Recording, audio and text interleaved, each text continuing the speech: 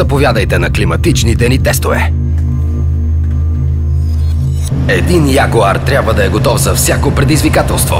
Затова ги тестваме тук, в нашата климатична камера.